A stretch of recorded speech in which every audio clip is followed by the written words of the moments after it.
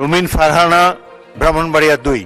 মাননীয় স্পিকার, জনগণের করের টাকায় চলা একটি রাষ্ট্রীয় বাহিনীকে দলীয় ক্যাডারের মতন ব্যবহার করে তাতে কর্মরত বহু নিরপরাধ মানুষ এবং তাদের পরিবারের জীবনের সংকট তৈরি করেছে এই সরকার। মাননীয় স্পিকার, দীর্ঘদিন পর্যন্ত এই দেশে কোনো নির্বাচন হয় নাই। মানুষ তাদের পছন্দের প্রতিনিধি নির্বাচন করতে পারে নাই। জাতীয় নির্বাচন থেকে শুরু করে স্থানীয় পর্যায়ে নির্বাচন পর্যন্ত প্রত্যেকটি নির্বাচন ছিল কারচুপিপূর্ণ। সে কারণেই একবার সংসদে আমি মজা করে বলেছিলাম, সুষ্ঠু হয়েছে নির্বাচন, ভোট দিয়েছে প্রশাসন, তাকিয়েছিল জনগণ, এর নাম বাংলাদেশের নির্বাচন। রুমিন ফারহানা, যিনি বছরের পর বছর একটি দলের হয়ে রাজপথ কাঁপিয়েছেন, টকশোতে যুক্তির তলোয়ার চালিয়ে প্রতিপক্ষকে ঘায়েল করেছেন, কিন্তু সময়ের নিষ্ঠুর পরিহাসে আজ তিনি সেই দলের বিরুদ্ধেই সংসদে দাঁড়িয়ে বিস্ফোরক সব তথ্য উগরে দিচ্ছেন। ব্যারিস্টার রুমিন ফারহানা বিএনপির এক সময়ের সেই অগ্নিকন্যা, যাকে দল থেকে বহিষ্কার করা হয়েছিল। তিনি আজ স্বতন্ত্র সংসদ সদস্য হিসেবে ফিরে এসেছেন এক নতুন রূপে। বাংলাদেশের রাজনীতিতে বিশ্বস্ততার পুরস্কার কি? এই প্রশ্নের উত্তর খুঁজতে হলে একজন মানুষের গল্প জানতে হবে। তার নাম রুমিন ফারহানা, একজন আইনজীবী, একজন রাজনীতিবিদ, একজন সংসদ সদস্য, কিন্তু সবার আগে একজন মানুষ যিনি 17টি বছর একটি দলের জন্য সব দিয়েছেন। মামলা খেয়েছেন, হয়রানি সহ্য করেছেন, একা সংসদে লড়েছেন, আর শেষ পর্যন্ত পেয়েছেন বহিষ্কার। সেও আবার কোন দিনে? ঠিক সেই দিনে যেদিন যার ছায়ায় তিনি রাজনীতিতে এসেছিলেন, সেই খালেদা জিয়া শেষ নিঃশ্বাস ত্যাগ করলেন। দর্শক, বিএনপি সর্বোচ্চ শক্তি দিয়েও যাকে হারাতে পারেনি, যিনি স্বতন্ত্র প্রার্থী হয়েও বিপুল ভোটে জয়লাভ করে মাননীয় সংসদ সদস্য হয়েছেন, তিনি হলেন সাহসী নারী, বলিষ্ঠ কণ্ঠস্বর ব্যারিস্টার রুমিন ফারহানা। এই ব্যারিস্টার রুমিন ফারহানা সংসদে প্রথম অধিবেশনেই তারেক রহমানকে এবং তার দলকে নিয়ে বিস্ফোরক মন্তব্য করেছেন। যেই দলের জন্য দীর্ঘ 18 বছর লড়াই করেছেন, সংগ্রাম করেছেন, বিভিন্ন হামলা মামলার শিকার হয়েছেন, সেই দলকে নিয়েই এবার সংসদে মন্তব্য করেছেন ব্যারিস্টার রুমিন ফারহানা। তার দাবি, নির্বাচন সুষ্ঠু হয়নি, একটা কারচুপির নির্বাচন হয়েছে এবং বিভিন্ন ইঞ্জিনিয়ারিং মাধ্যমে, ট্যাম্পারিংয়ের মাধ্যমে বিভিন্ন আসনে পরাজিত ব্যক্তিকে জয় করা হয়েছে।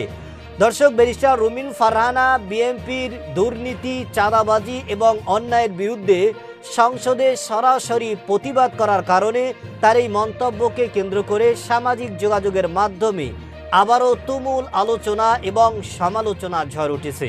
দর্শক, এই বিষয়ের কিছু অংশ ভিডিওর শুরুতে শিরোনামে আপনারা দেখেছেন, বিস্তারিত পুরো ভিডিও জুড়ে। তার আগে আমার একটা অনুরোধ, যারা আমার চ্যানেলে নতুন আসছেন, চ্যানেলটি সাবস্ক্রাইব করে ওয়াল ক্লিক করে বেল আইকনটি বাজিয়ে দিন। দর্শক, চলুন দেখে আসি প্রথম অধিবেশনেই সংসদে ব্যারিস্টার রুমিন ফারহানা তিনি আরও কি অভিযোগ করেছেন।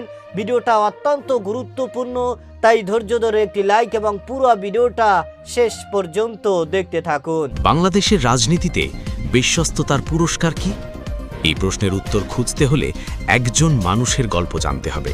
তার নাম রুমিন ফারহানা, একজন আইনজীবী, একজন রাজনীতিবিদ, একজন সংসদ সদস্য, কিন্তু সবার আগে একজন মানুষ যিনি 17টি বছর একটি দলের জন্য সব দিয়েছেন। মামলা খেয়েছেন, হয়রানি সহ্য করেছেন, একা সংসদে লড়েছেন, আর শেষ পর্যন্ত পেয়েছেন বহিষ্কার। সেও আবার কোন দিনে? ঠিক সেই দিনে যেদিন যার ছায়ায় তিনি রাজনীতিতে এসেছিলেন, সেই খালেদা জিয়া শেষ নিঃশ্বাস ত্যাগ করলেন। এই গল্পটা শুধু একজন রাজনীতিবিদের গল্প নয়, এটা বিএনপির ভেতরের একটা আয়না, যে আয়নায় দেখা যাচ্ছে এই দল তাদের সবচেয়ে বিশ্বস্ত মানুষদের সাথে কেমন আচরণ করে। 2008 সাল রুমিন ফারহানার রাজনীতিতে এলেন বিএনপির হয়ে। সেটা কিন্তু ভালো সময় ছিল না। আওয়ামী লীগ তখন সবেমাত্র ক্ষমতায় এসেছে। বিএনপি বিরোধী দলে মামলা, হয়রানি, গ্রেফতার, এই ছিল বিএনপির দৈনন্দিন জীবন। এই সময় রুমিন ফারহানা বিএনপিতে যোগ দিয়েছিলেন সুবিধার জন্য নয়, বিশ্বাস থেকে, খালেদা জিয়ার আহ্বানে, তার আদর্শে। এরপর কেটে গেছে বছরের পর বছর। আওয়ামী লীগের শাসনামলে বিএনপির অনেক নেতা চুপ করে গেছেন, অনেকে দল ছেড়েছেন, অনেকে আপোষ করেছেন, কিন্তু রুমিন ফারহানা থেকেছেন। শুধু থেকেছেন না, লড়াই করেছেন। 2018 সালের কথা মনে করুন। সেই বিতর্কিত নির্বাচন। বিএনপি সংসদে গিয়েছিল, রুমিন ফারহানাও গিয়েছিলেন, সেই সংসদে প্রথম দিনেই মাইক্রোফোনের সামনে দাঁড়িয়ে তিনি বললেন, এই সংসদ জনগণের ভোটে নির্বাচিত নয়। অবস্থা এমন হয়েছে যে সুষ্ঠু হয়েছে নির্বাচন, ভোট দিয়েছে প্রশাসন, তাকিয়েছিল জনগণ। মানে স্পিকার ভোটটা যদি এরকম না করে তাহলেই হয়। আর ভোট দেওয়া কারো কাছ থেকে শিখতে হবে কেন মাননীয় স্পিকার? সরকার দলীয় সংসদ সদস্যরা শোরগোল শুরু করলেন, চিৎকার হলো, কিন্তু রুমিন থামলেন না। এই সাহসটা সেদিন অনেকে দেখেছিলেন। এটা কোনো ছোট কথা ছিল না। ক্ষমতাসীনদের মুখের সামনে এই কথা বলতে সাহস লাগে। এরপর 5 বছর সেই সংসদে বিএনপির পক্ষে একা লড়েছেন রুমিন ফারহানা। কারণ বিএনপির বেশিরভাগ সংসদ সদস্য পদত্যাগ করেছিলেন। সংসদে বিএনপির পক্ষে কথা বলার মানুষ ছিল না বললেই চলে। সেখানে প্রায় একাই 100টিরও বেশি সংসদ অধিবেশনে অংশ নিয়েছেন, সরকারের সমালোচনা করেছেন, বিরোধী দলের কণ্ঠস্বর হয়েছেন। সেই সময় হাসিনার সরকার কি রুমিনকে ছেড়ে দিয়েছিল? না, মামলা এসেছে, হয়রানি এসেছে, কিন্তু রুমিন দমেননি। এত কিছুর পর 2025 সালে এলো সেই মুহূর্ত যার জন্য রুমিন 17 বছর অপেক্ষা করেছিলেন। জুলাই অভ্যুত্থানের পর পরিবেশ বদলে গেছে। বিএনপি এখন জনপ্রিয়, নির্বাচন আসছে। রুমিন স্বাভাবিকভাবেই আশা করেছিলেন ব্রাহ্মণবাড়িয়া 2 আসনে দলীয় মনোনয়ন পাবেন। 10 বছর ধরে সেই আসনে মাঠে কাজ করেছেন, মানুষের সাথে সম্পর্ক তৈরি করেছেন। কিন্তু হলো কি? সেই আসনটা চলে গেল জোট শরিকের কাছে। জমিয়তে উলেমা ইসলামকে খুশি রাখতে রুমিনের আসনটা ছেড়ে দেওয়া হলো। রুমিন বললেন, এটা আমার জন্য বিস্ময়কর ছিল। বিস্ময়কর কেন? কারণ তিনি জানতেন না 17 বছরের আনুগত্য আর ত্যাগের বিনিময়ে এটাই পাওয়ার কথা। এখানে একটা তথ্য জানা দরকার। হাসপাতালে ভর্তি থাকা অবস্থায় অসুস্থ খালেদা জিয়া নিজেও জিজ্ঞেস করেছিলেন, কেন রুমিনকে মনোনয়ন দেওয়া হলো না? এই প্রশ্নটা ভাবুন। দলের চেয়ারপারসন নিজেই জানতেন না কেন তার বিশ্বস্ত কর্মীকে বাদ দেওয়া হয়েছে। মানে এই সিদ্ধান্ত খালেদা জিয়ার ছিল না, তাহলে কার ছিল? এই প্রশ্নের উত্তর বিএনপিকেই দিতে হবে। রুমিন তারপরও থামলেন না, বললেন, আমি আমার ভোটারদের সাথে বেইমানি করব না। স্বতন্ত্র প্রার্থী হিসেবে নির্বাচনে দাঁড়ালেন এবং এখানেই এলো সেই কালো দিন। 30 ডিসেম্বর 2025। সেদিন সকালে বাংলাদেশ হারালো তার এক রাজনৈতিক কিংবদন্তিকে। খালেদা জিয়া মারা গেলেন। গোটা দেশ শোকে ডুবে গেল। রুমিন ফারহানার কাছে সেই দিনটা ছিল আরও কঠিন, কারণ সেই দিনই যেদিন যার ছায়ায় তিনি রাজনীতিতে এসেছিলেন তিনি চলে গেলেন। সেই একই দিনে রুমিন পেলেন বহিষ্কারের চিঠি। দলীয় শৃঙ্খলা ভঙ্গের অভিযোগে বহিষ্কার। এই দলীয় শৃঙ্খলা ভঙ্গ মানে কি? মানে হলো নিজের আসনে নিজে লড়তে চাওয়া। এটাই অপরাধ। 17 বছর দলের জন্য লড়েছেন, সেটার কোনো মূল্য নেই। মামলা খেয়েছেন, সেটার কোনো মূল্য নেই। একা সংসদে 100 অধিবেশনে লড়েছেন, সেটার কোনো মূল্য নেই। নিজের আসনে নিজে লড়তে চাইলেই বহিষ্কার।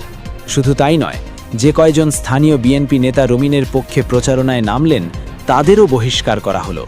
6 জন নেতা, অর্থাৎ রুমিনের সাথে যারা দাঁড়ালো তাদের সবাইকে সরিয়ে দেওয়া হলো। এরপর কি হলো?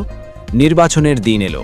বিএনপির জোট প্রার্থী নামলেন ব্রাহ্মণবাড়িয়া 2 আসনে, আর স্বতন্ত্র হিসেবে নামলেন বহিষ্কৃত রুমিন ফারহানা। দর্শক, আপনারা জানেন ব্যারিস্টার রুমিন ফারহানা দীর্ঘ 18 বছর যেই দলের জন্য তিনি কষ্ট করেছেন, যেই দলের জন্য তিনি লড়াই করেছেন, বিভিন্ন হামলা মামলার শিকার হয়ে তিনি তার দলকে অস্তিত্ব টিকিয়ে রেখেছেন এবং দীর্ঘ 18 বছর তিনি তার এই দলকে নিয়েই কাজ করেছেন।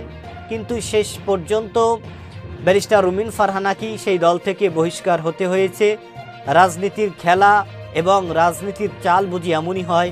যারা দীর্ঘ 18 বছর লড়াই করেছেন, সংগ্রাম করেছেন, রোদে পুড়ে এবং বিভিন্ন ঝড় তুফান সহ্য করে যারা খাঁটি সোনা হয়েছেন, তারাই অবশেষে সুখের সময় কেন ছিটকে পড়েন, এ নিয়ে সামাজিক যোগাযোগের মাধ্যমে একের পর এক আলোচনা এবং সমালোচনা এবং বাংলাদেশের সর্বস্তরের রাজনৈতিক নেতাকর্মীরা এর তীব্র নিন্দা এবং প্রতিবাদ জানিয়েছেন।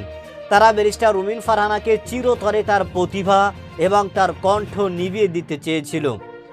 যারা চিরতরে ব্যারিস্টার রুমিন ফারহানার কণ্ঠ এবং প্রতিভা নিভিয়ে দেওয়ার জন্য সর্বোচ্চ শক্তি ব্যয় করেছেন, তারাই হচ্ছেন বিএনপি দল।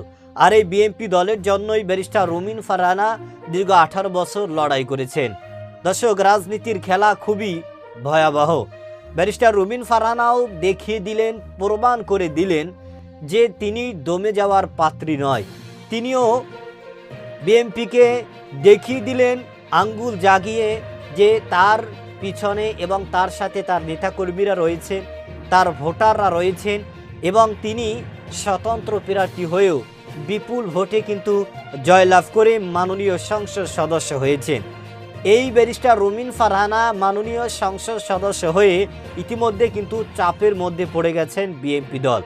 কারণ যেই বিএনপি দলের জন্য দীর্ঘ 18 বছর লড়াই করেছেন, সংগ্রাম করেছেন, এবার সংসদে ব্যারিস্টার রুমিন ফারহানা সেই বিএনপির বিরুদ্ধে এবং সেই বিএনপির অন্যায়ের বিরুদ্ধে, চাঁদাবাজির বিরুদ্ধে, দুর্নীতির বিরুদ্ধে সরাসরি অভিযোগ করেছেন, যে কারণেই এবার ভয়াবহ চাপের মধ্যে পড়ে গেছেন এই বিএনপি দল।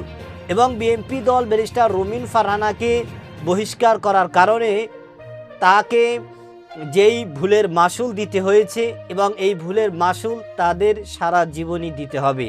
কারণ ব্যারিস্টার রুমিন ফারহানাই তিনি বলেছেন যে আমি সরাসরি অন্যায়ের বিরুদ্ধে, চাঁদাবাজির বিরুদ্ধে, দুর্নীতির বিরুদ্ধে কথা বলার কারণেই দল থেকে আমার বহিষ্কার হতে হয়েছে।